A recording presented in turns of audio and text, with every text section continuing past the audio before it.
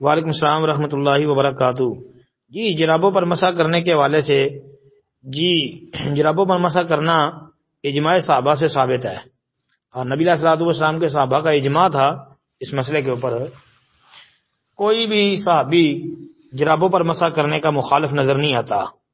جی حافظ ابن حزم رحمۃ اللہ علیہ کی المحلہ، اس کے اندر اس مسئلے پر بحث دیکھی جا سکتی ہے۔ اسی طرح امام ابن المنذر رحمۃ اللہ علیہ نے الاوسط جلد 1 صفحہ 465 464 پر جو ہے تفصیل لکھی ہے۔ پھر ہم نے یہ نبی علیہ الصلوۃ والسلام کے کئی صحابہ سے یہ بات ثابت کی ہے۔ پہلے ایک نمبر گروپ، اسی گروپ کے اندر جواب دیا ہوا ہے جرابوں کے اوپر مسح کرنے کے حوالے سے، کہ علی رضی اللہ تعالیٰ عنہ، عبداللہ بن مسعود، برا بن عازب، انس بن مالک، ابو امامہ، سہل بن سعد اور کئی ایک صحابہ رضوان اللہ علیہ مجمعین سے جرابوں پر مسح ثابت ہے۔ جس طرح کہ امام ابو داود رحمۃ اللہ علیہ نے بھی سنن نبی داود کے اندر 159 نمبر حدیث کے تحت یہ بات درج کی ہے۔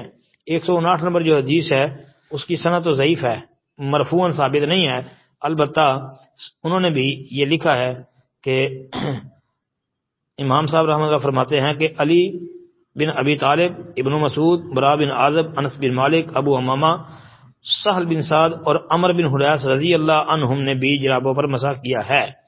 اور کہتے ہیں یہی بات سیدنا عمر بن خطاب اور ابن عباس رضی اللہ عنہما سے بھی مروی ہے۔ تو محترم، جرابوں پر مسح کرنا یہ تو ثابت ہو گیا۔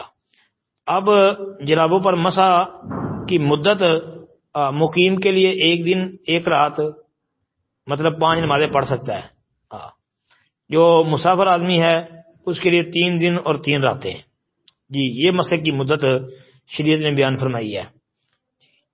اور مصنف ابن ابی شیبہ کے اندر بھی آثار موجود ہیں۔ السلام علیکم ورحمۃ اللہ وبرکاتہ۔